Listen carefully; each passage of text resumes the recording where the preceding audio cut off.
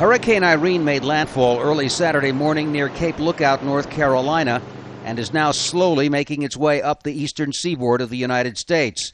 But even as it moves north, it is still a problem in North Carolina, where roads are covered with water. Signs are down, and residents are cleaning up trees and power poles brought down by the storm. North Carolina officials say tens of thousands are without power. In Virginia, an 11-year-old boy was killed by a falling tree. They are now worried about the flooding that is forecast for the region. As Irene advances, the U.S. government is reminding anyone in the storm's path that it remains large and dangerous. We anticipate heavy rain, potential flooding, and significant power outages throughout the area of the storm, and which means all up and down the eastern seaboard. The other bands of the storm are already moving into nearby Virginia. This was the scene in Virginia Beach. 2 people were rescued after their sailboat started sinking in the rough waters off the Virginia coast. The couple was about 400 feet offshore. Conditions are expected to deteriorate up the coast. Tom Ackerman, Al Jazeera, Kill Devil Hills, North Carolina. Well, let's just show you a couple of the main points along the east coast which are being affected. The Category 1 hurricane made landfall in North Carolina. That was early on Saturday. About 1 million people there without electricity across the state and over in neighbouring Virginia. Now, the hurricane's expected to continue north through the capital, Washington, D.C. Plus, authorities in New York have shut down all transportation links, including Americans' largest subway system. It's really quiet over there. Rosalind Jordan is live for us in Baltimore. That's just 60 kilometres north of Washington, D.C. And Rosalind, already I can see you're very wet. It's very windy over there. Just describe the scenes where you are and how people have been affected.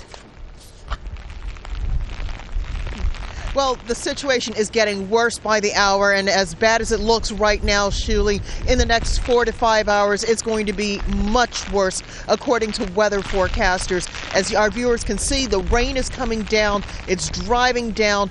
The waves are chopping up on the inner harbor. There are a couple of Coast Guard vessels here that are on standby in case there's any need for them to help out. The winds are also really picking up, and I'm really having to hang on here, as it were, to keep from tumbling over. The wind gusts are at least 45 miles an hour, approximately 60 kilometers or so, if not higher, and that's expected to get worse as the evening progresses. How people are dealing here, there are increasing numbers of power outages. Some people here in the greater Baltimore area say that they're losing landline phone service, and that's usually considered the most reliable service when you have a natural disaster.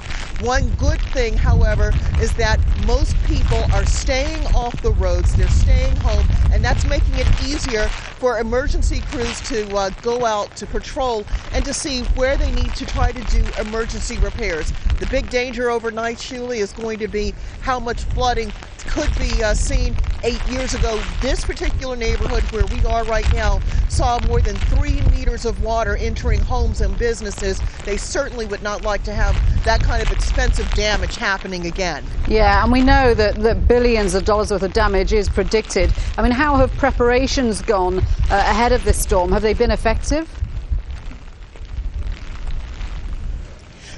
Well, so far so good, but we're just getting into the heart of Hurricane Irene coming through Washington and Baltimore, and people really will not be able to assess the impact of their preparations until after this storm has moved off to the northeast, has moved toward Philadelphia, toward New York, to Boston, and then to far eastern Canada. At that point, they'll be able to see whether or not there was any substantial property damage, and perhaps more important, to see whether there were any substantial injuries, or worse, any people having lost their lives because of Hurricane Irene. We know that something like 2 million people were under orders to move somewhere safer along that coast. Do we know how many people actually did move?